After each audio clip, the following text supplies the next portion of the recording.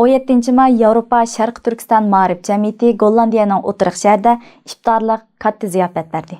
Gollandiyaning Zeys shahriga joylashgan Yevropa Sharq Turkiston Ma'rif jamiyati 2017 yildan buyon Ramazon oylarida Gollandiyadagi Uyg'ur jamoati, turk diplomatlari, tashkilot rahbarlariga iftorlik dasturxon hozirlayotgan bo'lib, bu yil 3-qitimliq iftorlik hisoblandi.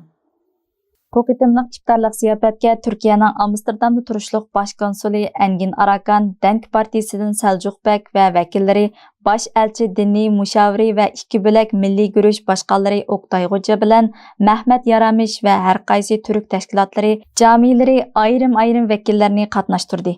Ziyofatga ayol bo'lib 350 atrofida kishi qatnashdi.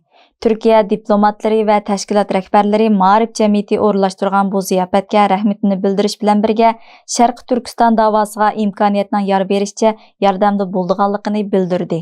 Selam olsun ay yıldızlı gök bayrağı.